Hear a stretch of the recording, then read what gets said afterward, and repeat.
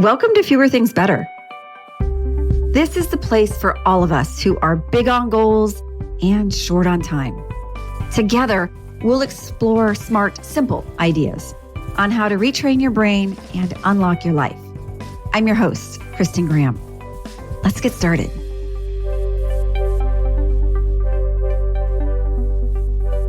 These last few weeks, I have been aware of how much stuff there is all around me.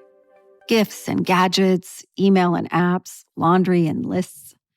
Always something more to do, more to buy. And all this stuff around our physical and digital life carries a cognitive cost. Our brain is busy and it's tired. The bottom line on top of this episode is that you already have the tools you need to lighten your load. So in the spirit of simplifying, this episode offers 3 tools to stop the spin and find your focus. The first is delete. Wouldn't it be nice to have a remote control for our life where we could easily delete all the extra around us? From messages to stuff in the closet to all those bills, just click and delete. The vast majority of the things clamoring for our attention aren't really worthy of it. We're swimming in spam. Now is the time to purge rigorously. Spend the next couple of days hitting that unsubscribe button. Report texts and email as junk. Cancel the media channel you don't watch, or even the one you do. Don't weigh the options or shop for a better deal. Just click and delete.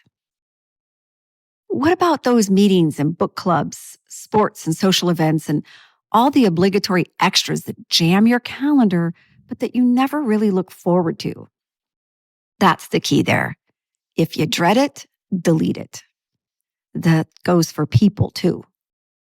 A change in year is a great time to opt out of things.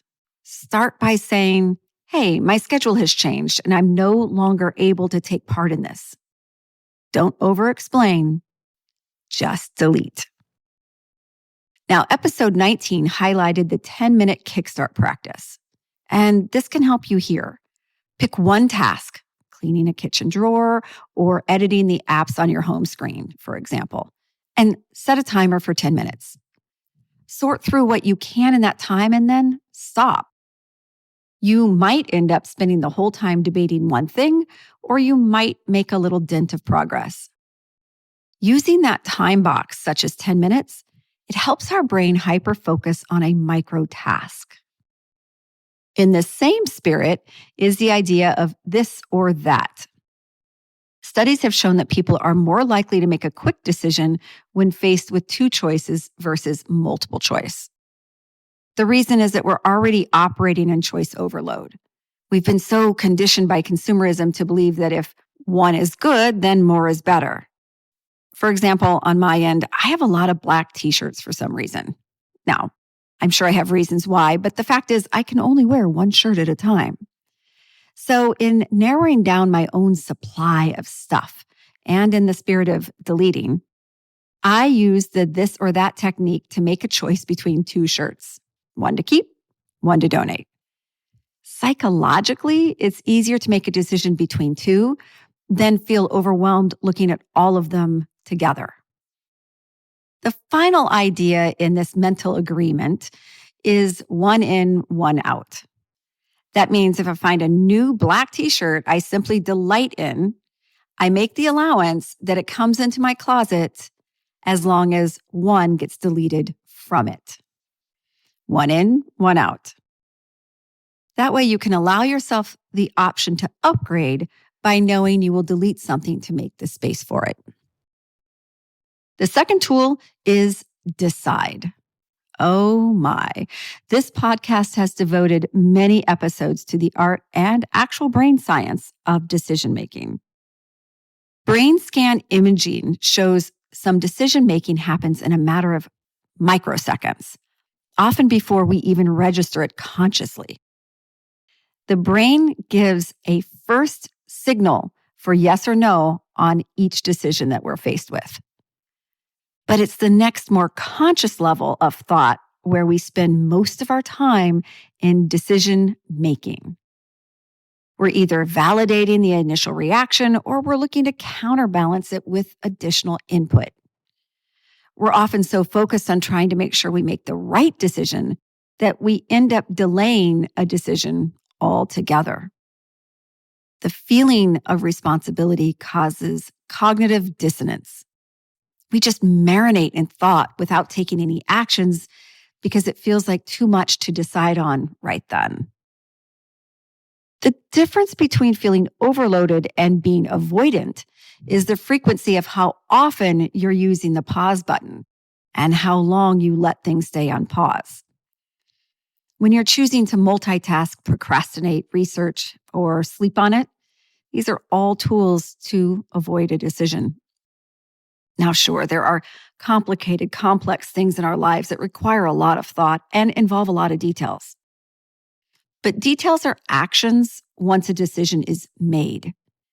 Details are the how you execute on the what. Watch where indecision collects around you, and you'll likely find the corners where your mind is hiding from decisions. This isn't about waiting for the right answer to reveal itself to you. It's about trusting that the decision you make today is the right one for right now. So start unpausing and see what happens. And remember, you get to change your mind. You just have to make up your mind first. The third tool is delegate. Confession. If I had been hosting this podcast about 15 years ago, it likely would have been called All Things by Myself. I'm a recovering overdoer and people pleaser. That was long my orientation before I became a parent. And I still have to practice how to step back and step aside in most areas of my life. So the tool of delegation is one I offer with respect and recognition, and with a healthy nudge to really recognize where you do too much for too many. Yes, there is a lot to be done and decided, but does it have to be you? Here are a few prompts to ask yourself next time you find you are reaching for the steering wheel. First, does someone else have a similar skill? Yes, we are awesome, but we're not the only awesome ones. Perfectionism and control are close cousins, and each allow us to hide behind a fear of not being good enough. It's when we don't trust ourselves that we don't trust others. Confidence comes from sharing the road. So look around and see who else is nearby. The next prompt is, can someone else do it faster and or better? In the maze of our days, it's easy to start things and then get distracted. The intention is there, but the time just slips away. I have an amazing business partner, Mandy, and she can take things to the finish line much faster than I do. Delegating to her is a decision in getting something done, and done well. You cannot run a business from a to-do list, and delegation is often the difference between goals and progress. The third prompt to ask is this something someone else needs to learn? Often our own speed and skills can stand in the way of other people's development or independence. My two kids are no longer kids, yet it's hard to step out of mom mode. When I see myself juggling and they're nearby, I need to check to see if I'm doing the doing because I always have or because I want to feel important.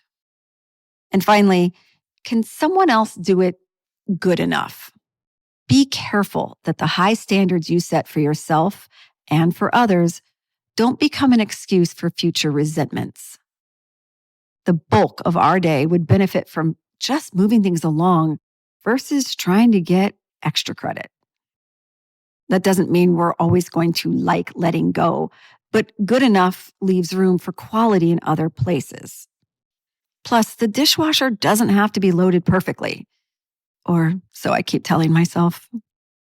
To recap, For the days that you're in a spin, look at what you can delete, decide, and delegate. They each take practice, and that's the point. In using them, you already win. My wish for you in the new year is that you do far less and enjoy much more. And as you do, be sure to take care, to take good care. Thanks for listening. You can find a lot more like this by following me on LinkedIn or going to unlockthebrain.com and joining the mailing list. And if you found value in this podcast, please take a moment to rate or comment. Thanks so much. And now let's go do fewer things better.